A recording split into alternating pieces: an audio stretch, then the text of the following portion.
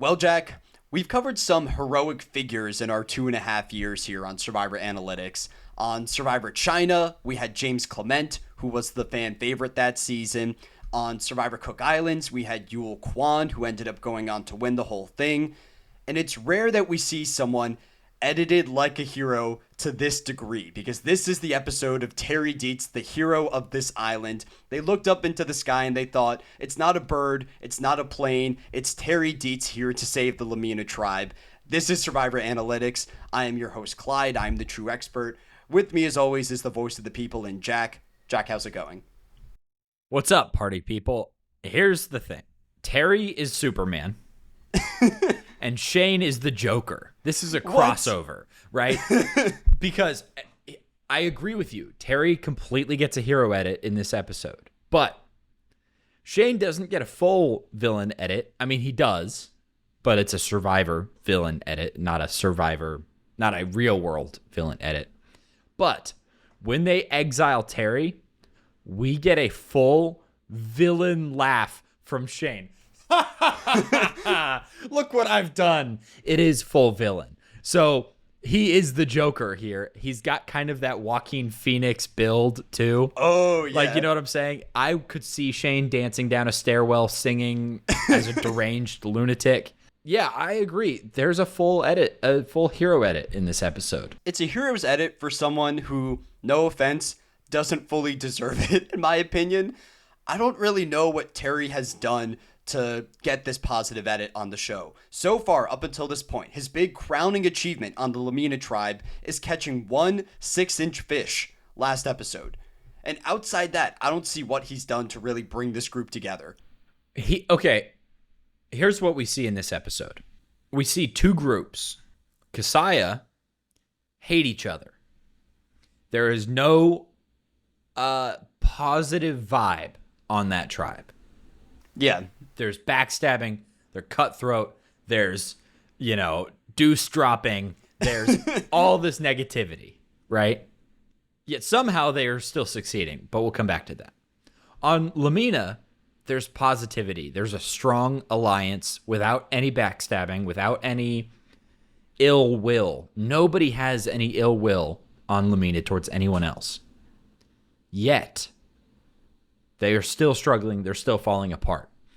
And they fall apart even faster when Terry's gone. He might not be doing anything heroic, right? He's not doing the Survivor equivalent of lifting a truck off of a baby, right? Yeah. But he's the glue guy. He's keeping them together. When he's gone, they can't make a fire. They can't decide on anything. As soon as he gets back, they have a coherent plan. Everything is smooth sailing. And so I think Terry's heroism is really just that he's got a good jawline and can make a fire, and he's got a good presence that makes everyone kind of fall in line, right? That's it. That's all you need to do. I guess. It felt like it came out of nowhere, for me at least.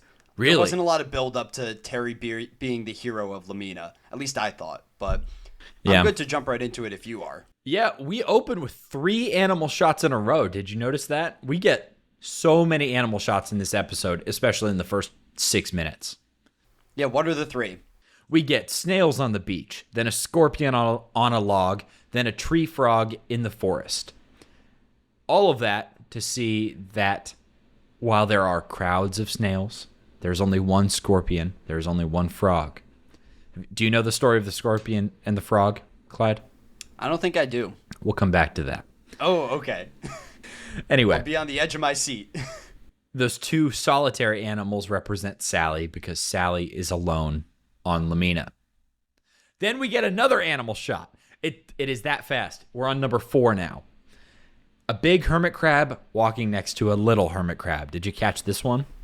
And is that Dan and Ruth Marie? It's Dan and Ruth Marie walking on the beach. There we go. A big guy and a little lady, as Dan offers Ruth Marie the 5th spot in his alliance.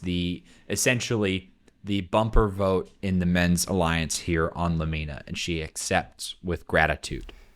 She accepts with gratitude to a terrible offer. Dan doesn't hide the fact that we'll let you in our group, but you're going to be on the bottom of it. It's ridiculous, but I think that's just kind of how Lamina operates. Yeah, it's, hey, do you want to be in the one club, right? But we're not done yet. Then we get a shot of a snake slithering through the trees. That snake in the trees leads into the men getting water in the forest and discussing Ruth Marie as their fifth ally, right? So that's a lot of animal shots. We're going to come back to the scorpion and the frog later because we've got another animal shot. We switch over to Kasaya where they're collecting snails. And while the men are collecting snails, Courtney is doing some yoga. I wanted to note here that Aris has a problem with Courtney doing yoga. But Aris is a yoga teacher, right? Well, everything has a time and place. Aris is a proponent of the yoga at camp, but not during the food collecting stage. So this is my point. His problem is I was expecting Courtney, your downward dog is a little sloppy, right? Your chaturanga isn't up to peak condition or something. Instead, it's, why aren't you building a fire for us? Setting up a tone at Kasaya that the men do all the work and the women do nothing. But even that sexist line that the men are drawing at Kasaya is not fair. Because you know who doesn't do anything either? Bobby. Bobby, we don't see him until later in the episode because while Shane and Aris and the third guy, Bruce. Thank you, Bruce, are doing all the work, Bobby's having a snooze. So that was a whole lot of me summing up animals and little moments, but that's all I have before the first challenge. I'll talk a little bit about the Kasaya alliance because, as with every episode this season, they have the most interesting dynamics. Yes. And we get that segment that you mentioned where Courtney gets called out for not doing any work around camp. And for me, that really solidified the fact that Aris and Shane are in this together. Aris says in confessional that he's on Team Shane. He is only staying loyal to Courtney because they had an agreement early on. He said, I almost lost it on purpose to get Courtney voted out. He is considering throwing a challenge to knock out Courtney. It's getting to that lose bad. an ally. Yeah. Which is crazy because I feel like most of the edit has focused on Shane being the toxic one of this group when behind the scenes, Courtney's the person rubbing people the wrong way. Half of this tribe is toxic. Minimum. Danielle Who are isn't. the toxic members? Okay, I'll say this. Danielle isn't. You don't think Danielle is toxic? No, I don't. She's confrontational at the very least. We'll come back to that. Okay. I don't think Danielle's toxic. I think Danielle has to deal with Shane, and that makes her defensive. That's different. Bruce is not toxic. Although, he does produce toxic water. He's toxic in a different way. Via his methods. Yeah. So that's two.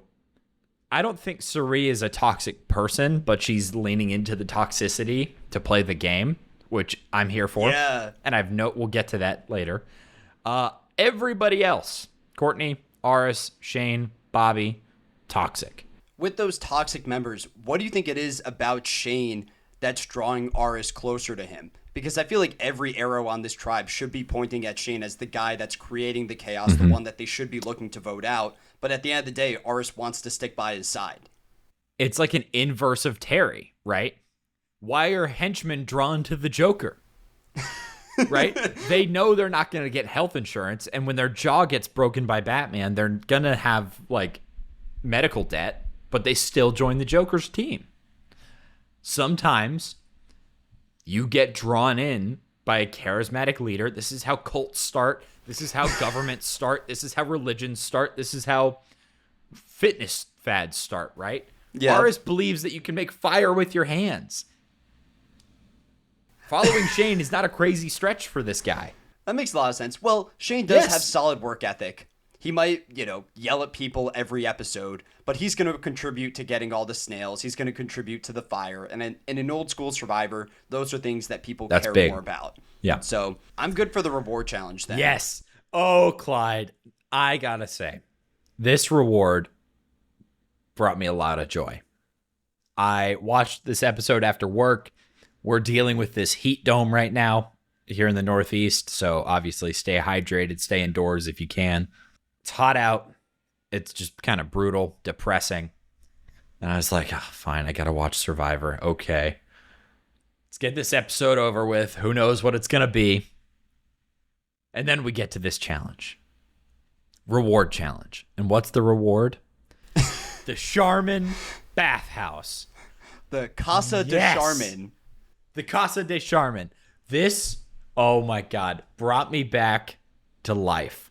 So the reward that they are playing for is a full shower outhouse combo with toilet paper, soap, loofahs, all sponsored by Charmin. It's Olay soap.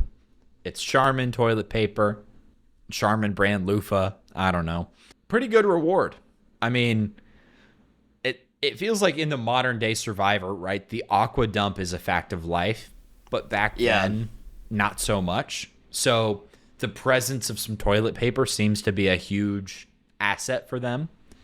Pun intended. I think it's a valuable thing to include in the show from an entertainment perspective. It's just hilarious watching the contestants, especially with Kasaya winning it, watching them argue over how they're going to deal with this outhouse, who's going to get to use the bathroom first.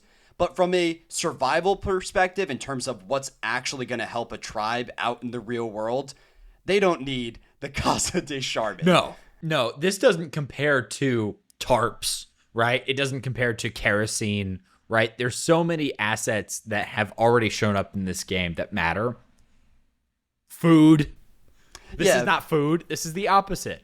Lamina is on the verge of passing out because their food supply is so low. I don't know what this Charmin reward is going to do for them. They have nothing to even release in the Casa de Charmin. It's just nice to, feel like it matters. But the challenge itself, there are hexagonal puzzles out floating in the bay. And it's a hexagonal ring, like a Settlers of Catan board, right? Yeah.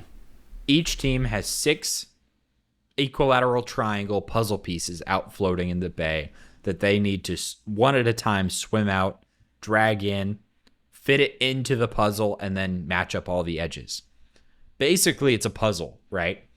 And historically on this show, we have been very down. I have been very down on puzzles. This is how you do a good puzzle. It's got the water element. It's massive, right? I didn't realize until the challenge started, these puzzle pieces are 5 feet wide, something like that. They're huge. They're heavy. This is a big challenge.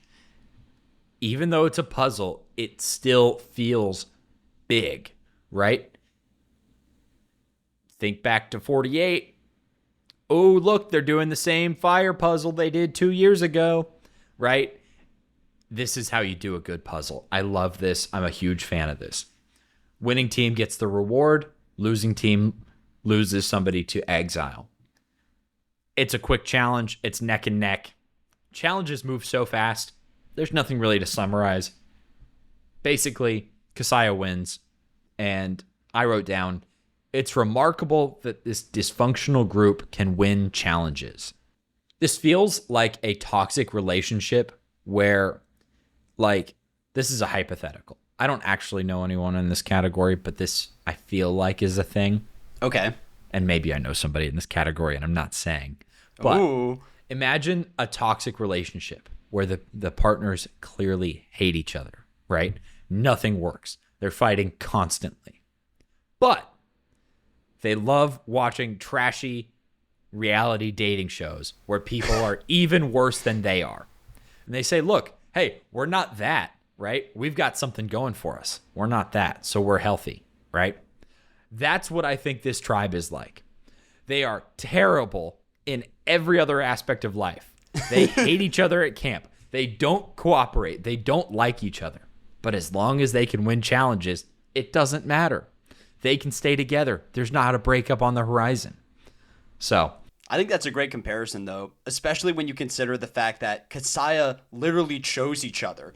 Because of the schoolyard pick, this group elected to come together as a tribe. And the first 3 picks of that tribe were Danielle first, she took Shane, and then Shane took Courtney. The 3 most toxic people on this tribe mutually found each other. And I think there's something kind of beautiful about that. I'm not here for the Danielle toxic slander, but I get But your Danielle's point. one of the people getting involved in the mix. Yeah. She's arguing more and standing up for herself more than Bobby, who's asleep for half the show. Yeah. So they decide to exile Terry. We get Shane's Joker laugh there. Hee hee hee. We move on. Do you want to do exile and then look at Kasaya? I'm down to do Lamina and Terry kind of all together. We Yeah, hit let's on do this that. earlier, but Lamina is in shambles. The second Terry leaves, everything falls apart for them, which is kind of their own fault. It's not like there's essential tasks that Terry was completing that they needed him there for. I guess Fire making. The fire is the one main thing, but there's also just a lack of work ethic. Austin is asking, can I go take a nap right now? Yeah. And you don't need Terry there to figure out that you should be doing work around camp. Right. So we get more segments of them not catching any fish. And for me, I just realized in this section of the episode that Terry is really the one bringing the entertainment value to Lamina. Like, if Terry goes home, I don't know what Lamina's going to give us for the rest of the season, because I thought this was the most boring part of the entire episode. Yeah. The two younger men on Lamina are very bland, right? Austin has a little bit of flavor, just a little bit. A little bit in that he's Southern and he has a Southern accent. And I feel like that's the one distinguishing thing I remember about him. Yeah, like he makes a funny comparison. He compares himself to Jesus later on in the episode. That's kind of funny.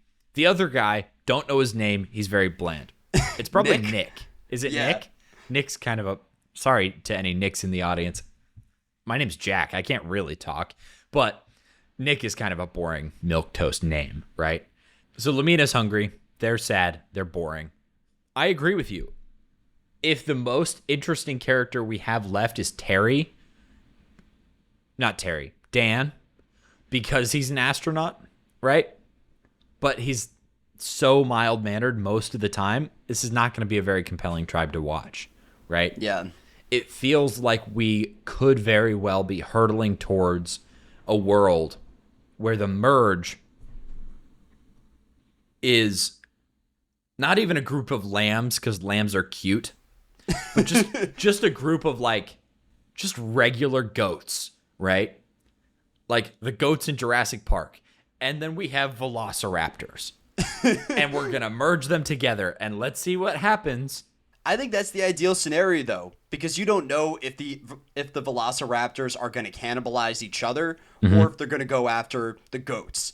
If Lamina enters the merge with the numbers advantage, they're going to stick together and vote out everyone on the other side. But if Kasaya goes in with the numbers, there's a lot more entertaining possibilities on the board. Yeah, fair enough. I'm good on Lamina. Let's talk about Terry. He is Superman. He has X-ray vision and 7 clues and 2 full days. He finds the hidden immunity idol. Now, couple points.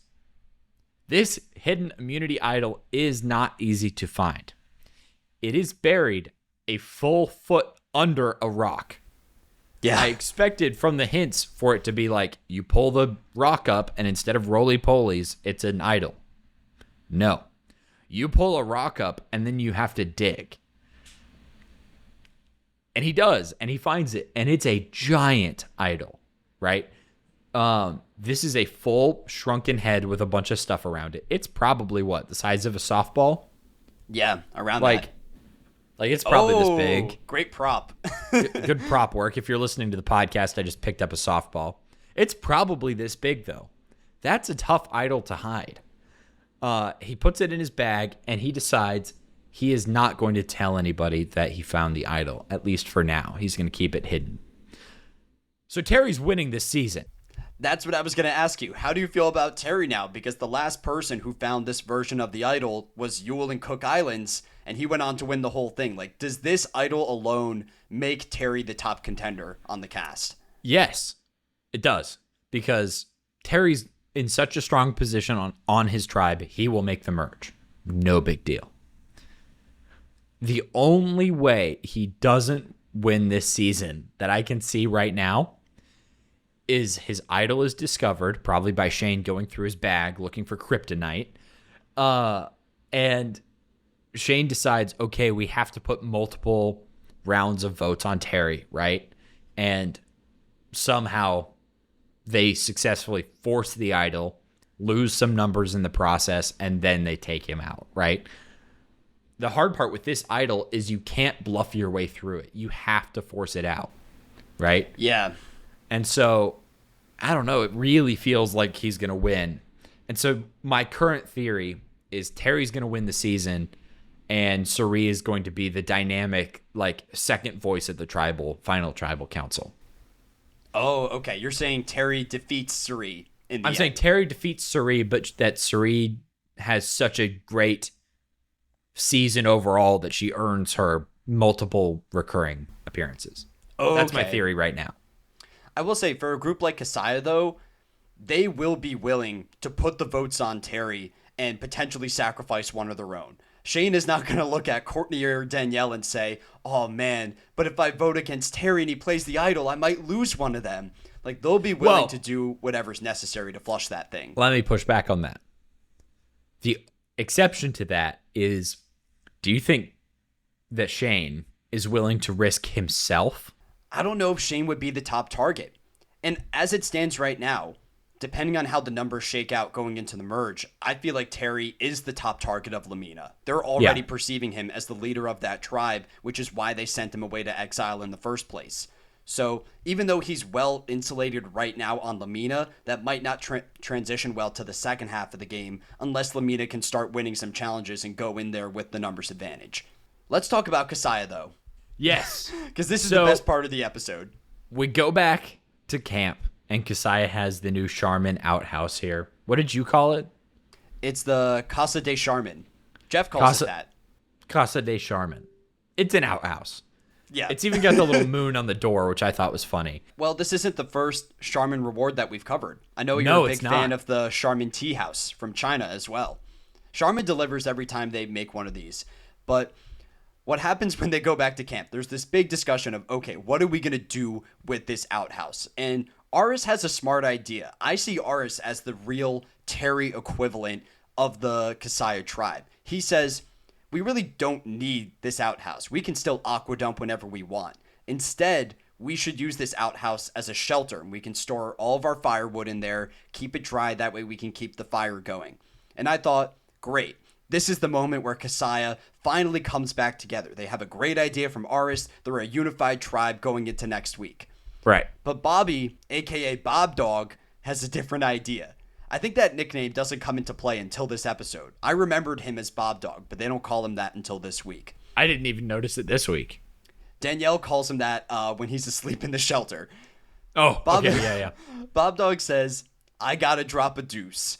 An exact quote from him. He not only uses the bathroom when everyone was telling him not to do it, but afterwards he's just rubbing it in. He's telling contestants that he lost 10 pounds in there, which is just a great line from him. It made me realize why production put him on the older men tribe, because I feel like that's something that you would hear a middle-aged dad say. Okay, just really quick. There's a trope that the moon carved into the door was to symbolize a ladies' room, and a star would be to symbolize a men's room. But that doesn't seem to be the case. This seems to be a myth, that it's just actually like a cartoon symbol, like a Mandela effect kind of thing. Oh, okay. But it doesn't seem super clear. I think he's right. You're on Bob Dog's team here? They have tarps, right? They got the comfort reward, didn't they? No, the tarps went to Lamina. Okay. I'm pretty sure they went to Lamina because Dan said they constructed their entire shelter for those tarps specifically. Yes. So I get vaguely that using this structure as a space to hold things and keep them dry makes sense. You could just build something. There's a crap load of material around you. Just build a lean-to on the side of the Casa del Charmin. Stack a bunch of stuff up on the side and create a little triangle of dry space. And then still enjoy your reward. Like, Bobby's very funny about using it, but why not? Like, if you've been pooping out in the woods for 11 days, why not use it? I don't think he's in the wrong. I think he is just the only one willing to actually take advantage of the reward. I will say this segment elevated Bobby in the character tier list that we talked about last week. Oh, I think last week you said he was a complete non-factor. I'd put him in that top tier now. Yes. On this alone. Yeah. I mean, it takes very little to get on the board, especially early on in a season of Survivor, but he leapfrogged a lot of competition here. With this moment alone, he has more character than Lamina. I think the entire tribe. Yeah, I think that's fair. They have an astronaut, and they are still not as compelling as the guy who wanted to drop a deuce. We have another dynamic here, right? First, we have the outhouse. Then we have the secondary scene, right? Where Aris and Shane have decided they want to move the fire pit. Why? Who knows? This seems like the sort of thing you do when you're a dictator trying to seem busy, right? Hey, we need a new fire pit. The old one was perfectly good. This is what happens when, like, the owners of a sports franchise want to make more money without investing in the team. So they get their city to subsidize a new arena, right? We see this happening every so often in modern day sports, right? This is the whole thing with Dallas. I think it's happening in Kansas City, too, with the Chiefs. Oh, yeah. Yeah, they just signed one. Yeah, it happens all over the place. So it's a distraction from the flaws in this regime, right? This is not, like, necessary work. But Suri says, all right, I'm going to pull my weight and try and demonstrate that I shouldn't be the one going next just because I'm an older woman. Quotes around older very heavily. And after this episode, the only older woman left on the cast from that original tribe. Jeez. That's not great. While they are doing this work, though, Shane just decides to start a fight with Danielle. Danielle is standing there watching Suri dig. It's not like there's another shovel.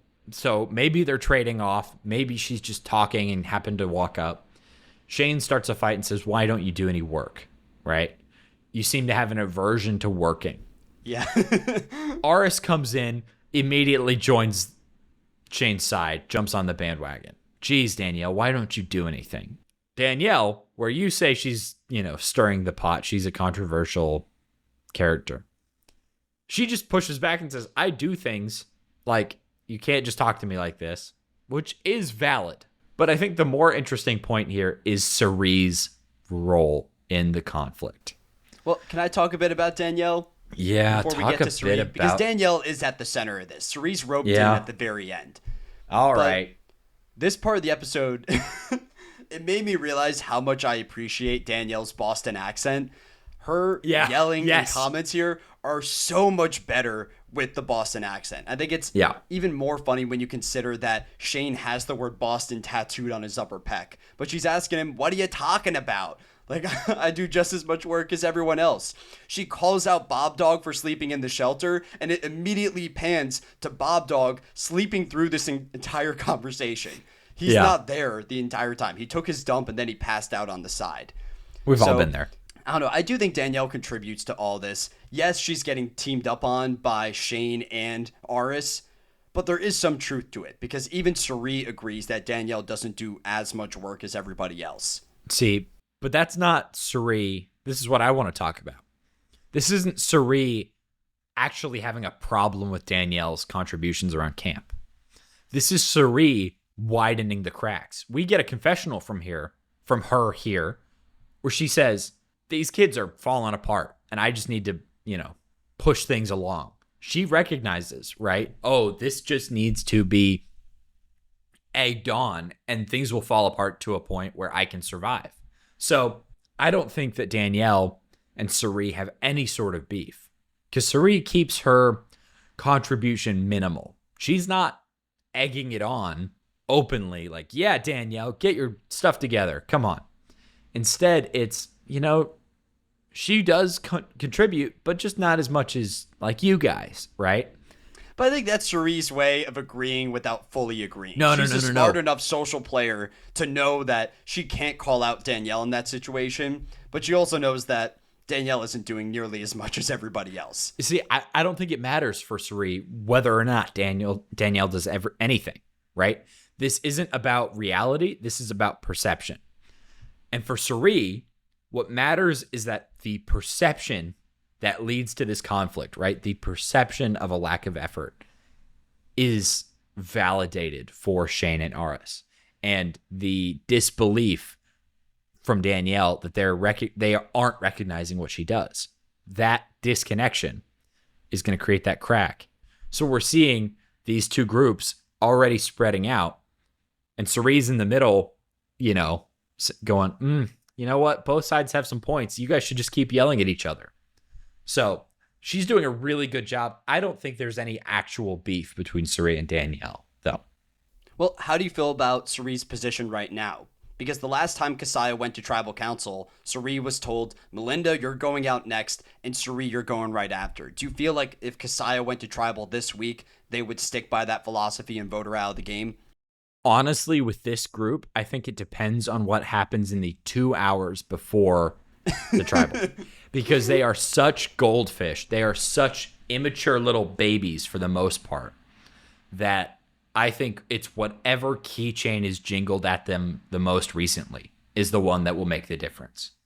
And so I think Suri's putting herself in a better spot, right? She is creating the potential for other realities, right? For other eliminations and other people to be targeted. But she hasn't saved herself yet by any means. She's just starting the process so far. And I think you need to credit Suri a lot for her patience on this Kasaya tribe. Yes. Patience in just dealing with the different personalities there, but also patience from a strategic perspective where the first episode she says, I'm the fan that got off the couch. I'm not a jungle expert. I came out here because I just genuinely love the game of Survivor.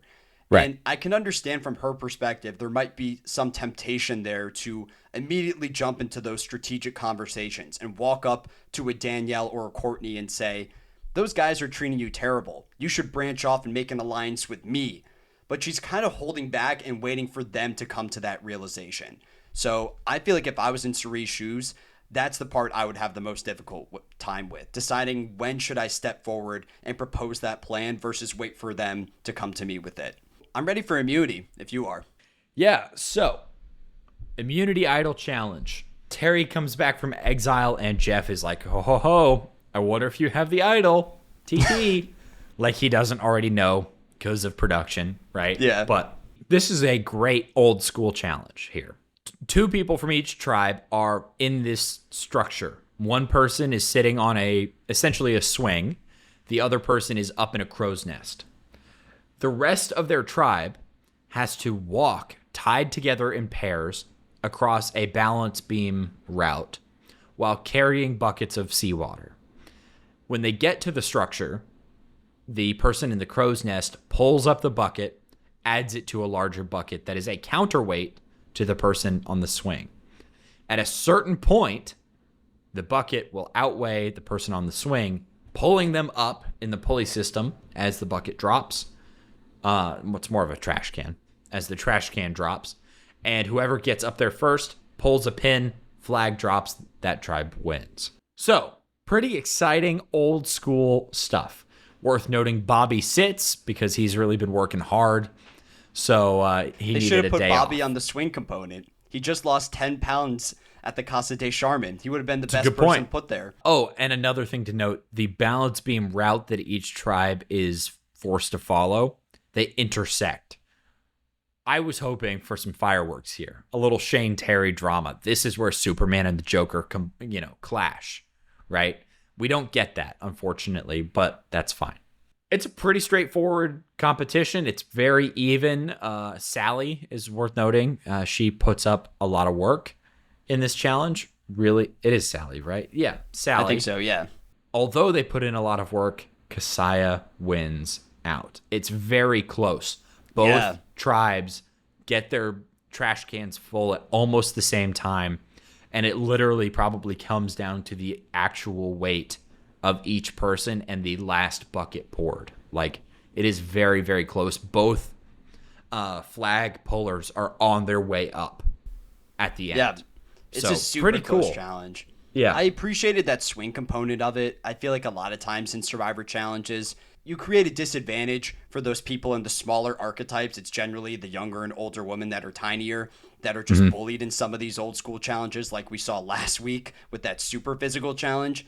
But this was one where it was valuable to have someone like that on your team. So, Yeah. solid challenge, another Kasaya dub. And now Lamina is going to Tribal Council.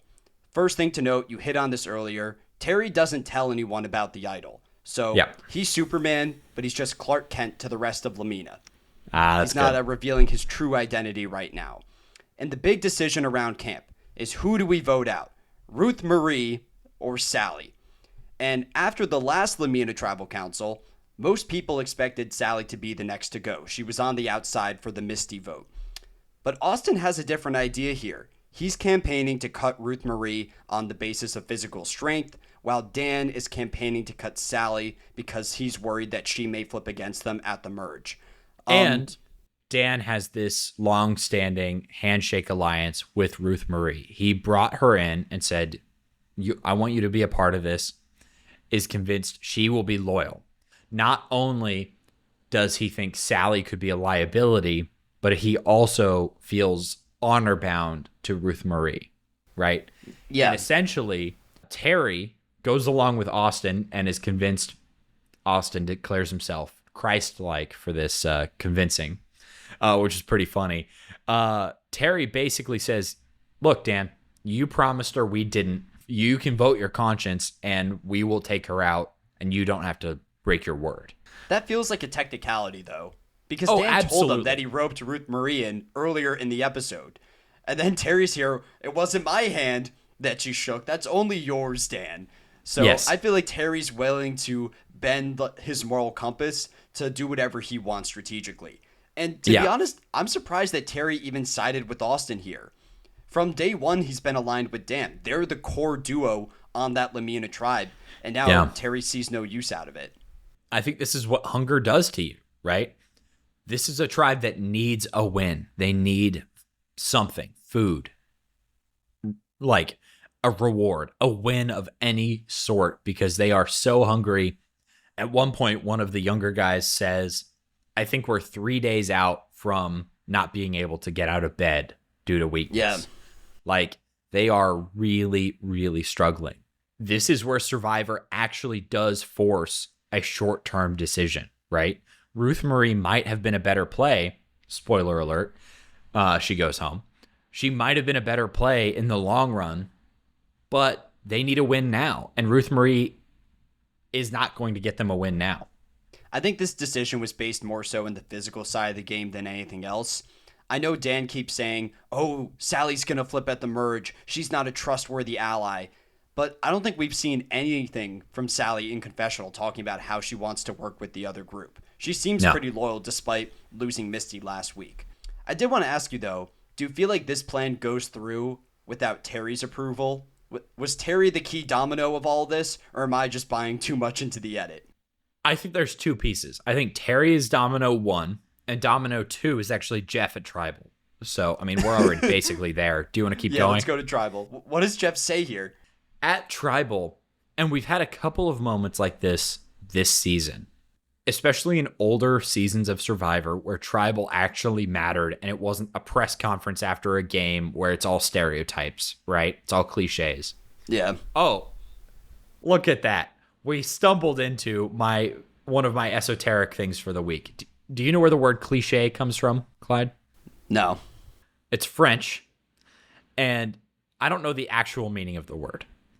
But the word cliche in the meaning we know it to mean, right? An overused phrase or word, right?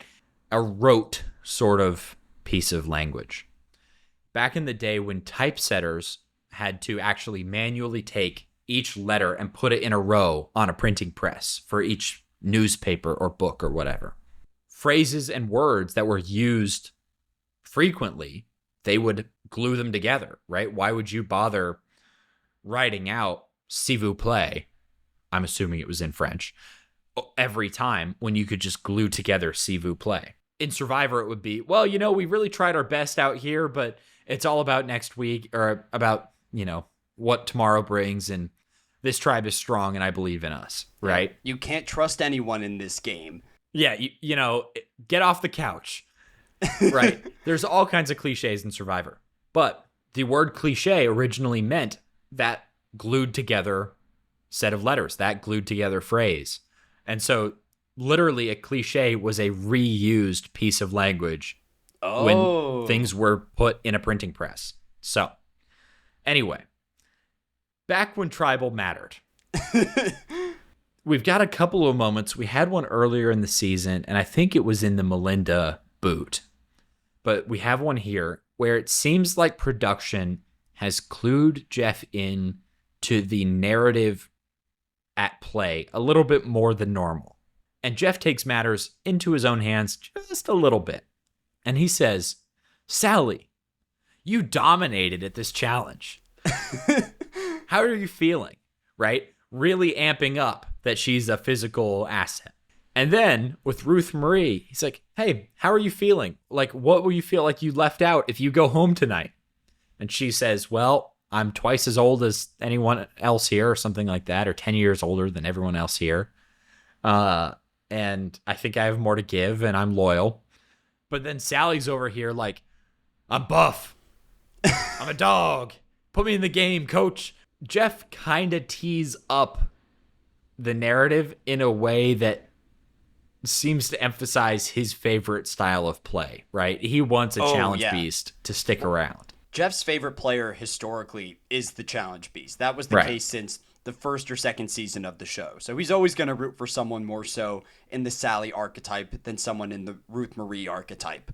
But I also feel like this is a result of circumstance with Jeff, where Lamina is just so boring. He's trying to do whatever he possibly can to make them go at each other even a little bit, and it still doesn't really work out. Can I get to the main vote here, or are there any other?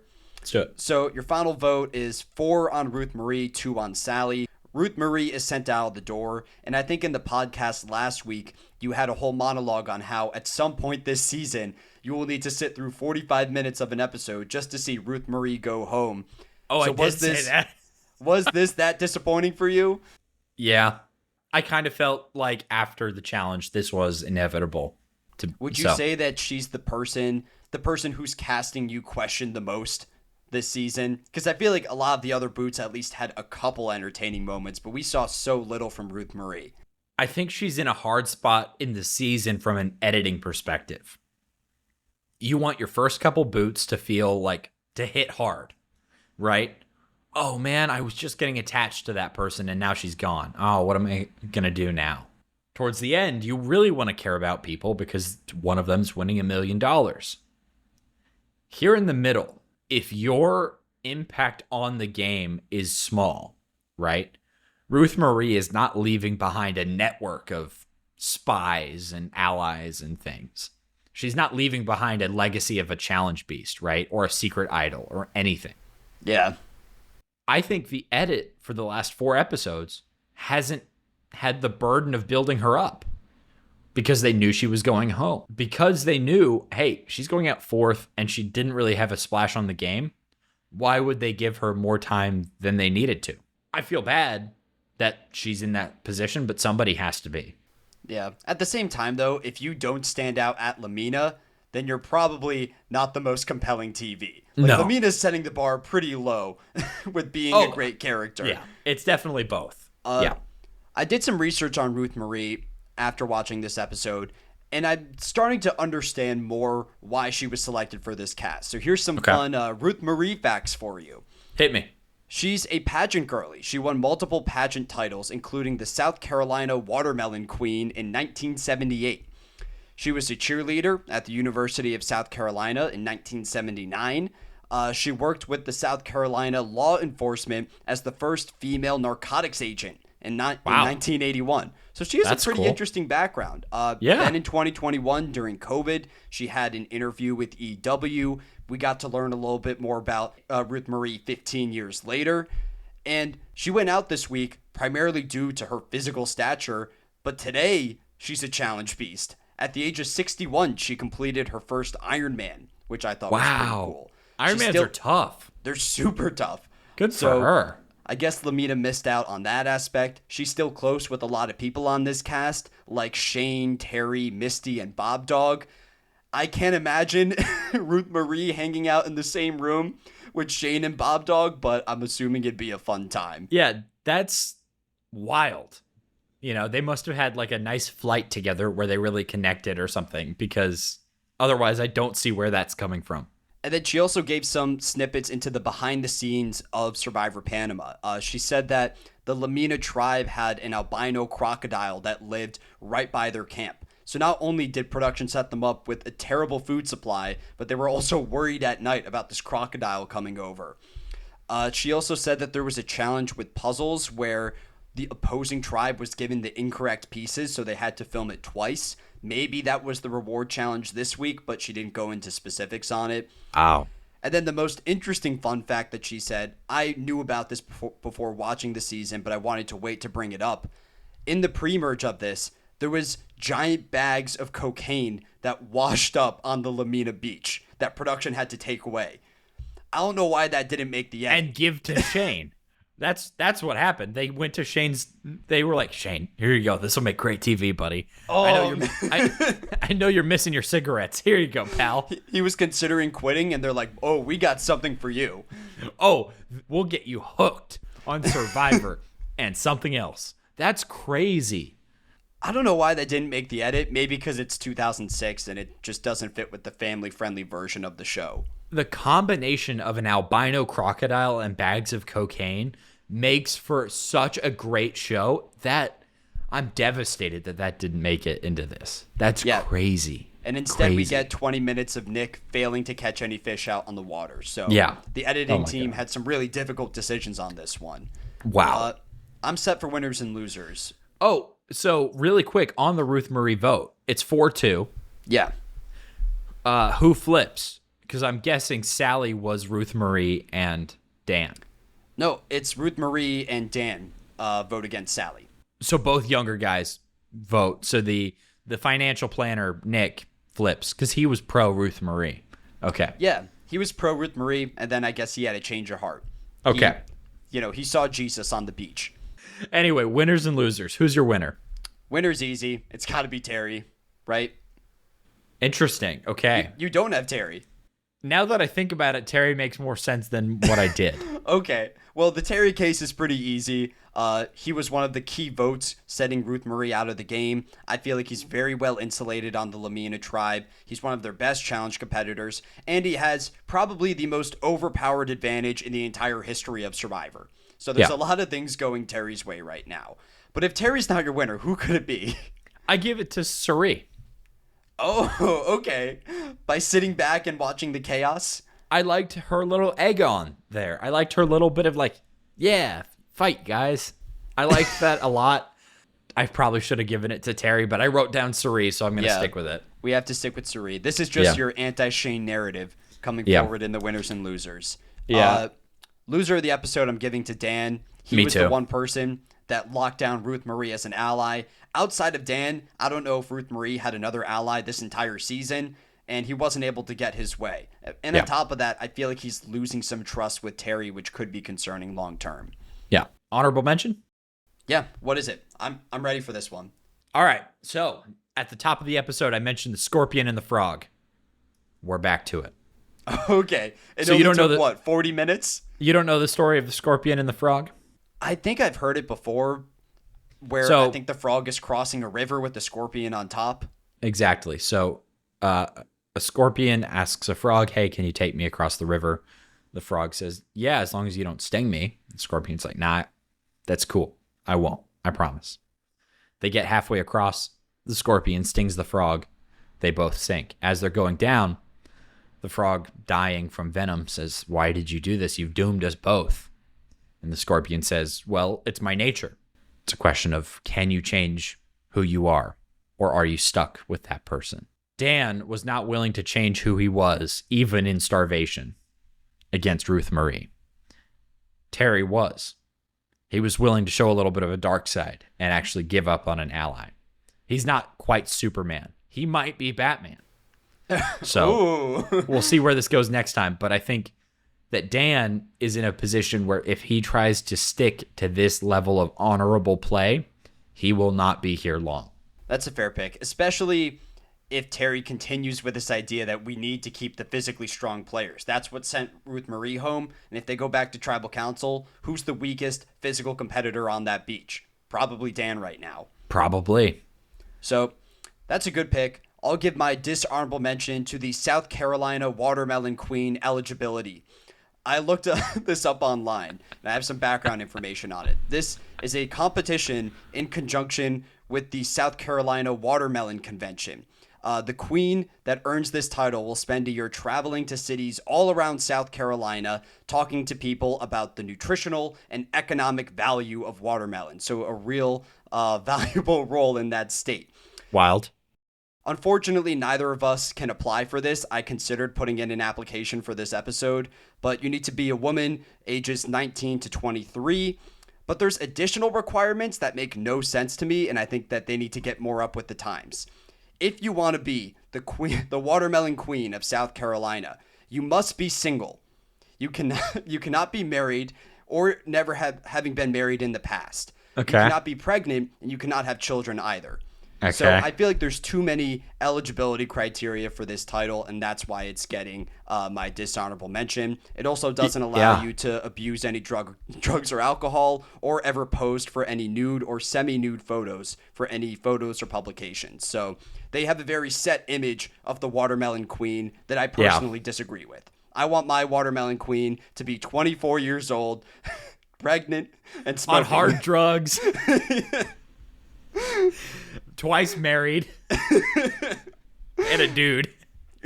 You want all of them. I want all of them. What a backwards policy for the watermelon queen. You know, that's chivalry's dead.